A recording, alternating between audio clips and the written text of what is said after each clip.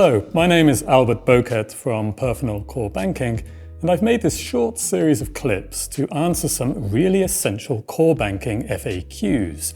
Most people know what fintech is, but few people know much, if anything, about core banking and core banking technology.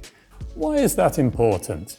Because core banking systems underpin the automated electronic financial systems we all use, and they underpin the fintech innovation built on top of that architecture.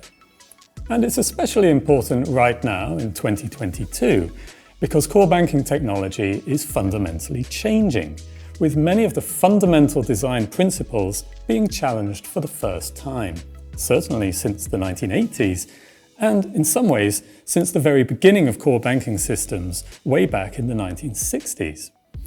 Those changes have major implications for the financial institutions using these systems, presenting transitional challenges as well as opening up huge improvements in automation and innovation.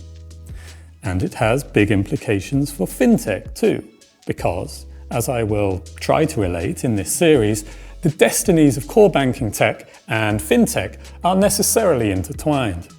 So I think anyone working in or around fintech or banking or technology in general is probably going to benefit from gaining some basic understanding of these essential core banking tech systems and why they are in the spotlight right now.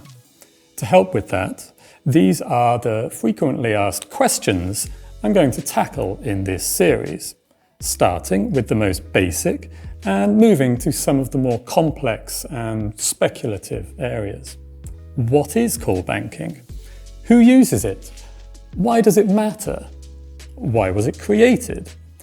What problems did core banking solve? What problems didn't it solve? How is core banking changing? What legacy problems does core banking still need to solve in order to embrace a digital, automated future? And finally, what future problems will core banking need to solve? Okay, so first question, what is core banking? Well, a core banking system or platform is software used by banks. And as the name suggests, it is at the center, like the core of an apple.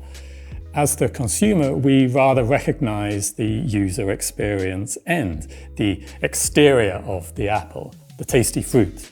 But the business end, for the apple and for the bank, is at the core.